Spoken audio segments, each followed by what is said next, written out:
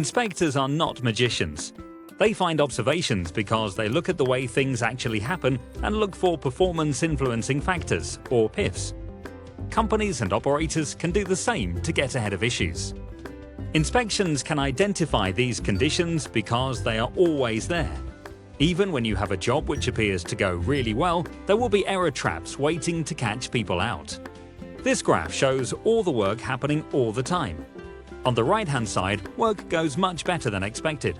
On the left-hand side, it goes worse than expected.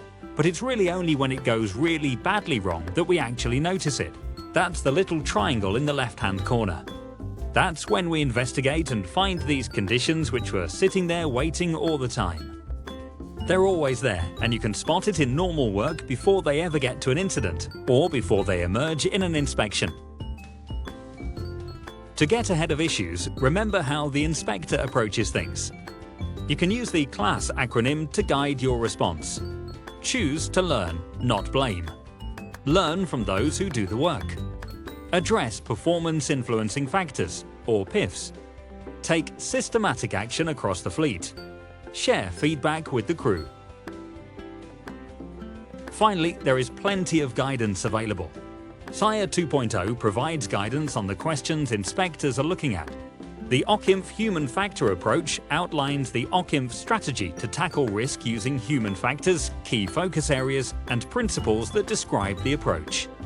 The International Safety Guide for Oil Tankers and Terminals, or ISCOT, 6th edition, Chapter 7, contains guidance on a range of topics and performance-influencing factors, including safety-critical tasks, design, procedures, leadership, speak up, manning and capability. The Behavioral Competence Assessment builds on the standards of training, certification and watchkeeping for Seafarers Convention, or STCW Convention.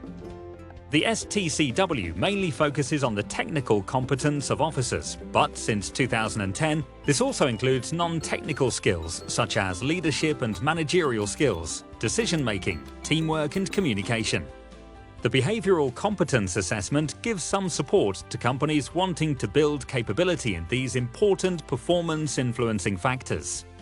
The Mooring Equipment Guide, MEG 4, was one of the first OCIMF publications to introduce human factors as it applies to mooring tasks. Finally, the first edition of the Human Factors Management and Self-Assessment, HFMSA, provides TMSA-like performance indicators for a company wanting to implement a human factors program. This is an early version that is currently not integrated into TMSA 3, but is intended to form part of TMSA in the future.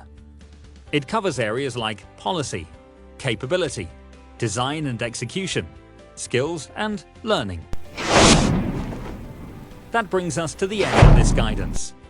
We've covered why human factors are helpful to us in operating a vessel and heard about OCIMF's human factors approach. We considered why we inspect vessels and started thinking about what a good inspection would look like. In Section 2, we looked specifically at risk, the barriers that protected us against risk, and the human contribution to those barriers. We also started to see the valuable information inspections can give you about the effectiveness of important tasks on a vessel, and some of the factors that can make those tasks more reliable. In Section 3, we looked at what you can expect from the human factor component of inspections. We heard about the inspectors, how the inspector interacts with the crew, and what the inspector will report against.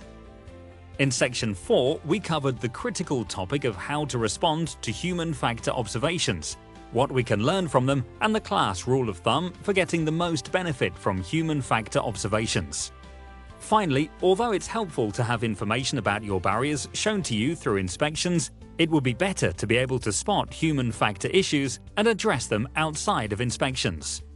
In this section, we also talked about resources for a company wanting to build a human factor strategy to strengthen their own approach. We've covered a lot in this guidance, and some of it may be new to you. OCIMF recognizes that it will take time for our industry to adapt and become confident in applying the guidance and tools available. However, we hope that you've seen how human factors can help your company keep vessels safe and effective. If you're in doubt about the human factor approach to any problem or situation, It sometimes helps to remember the OCIMF human factor principles. People will make mistakes. People's actions are rarely malicious and usually make sense to them at the time. Mistakes are typically due to conditions and systems that make work difficult. Understanding the conditions in which mistakes happen helps us prevent or correct them. People know the most about their work and are key to any solution. Plans, tools, and activities can be designed to reduce mistakes and manage risk better. Leaders help shape the conditions that influence what people do. It matters how leaders respond when things go wrong. Take the opportunity to learn.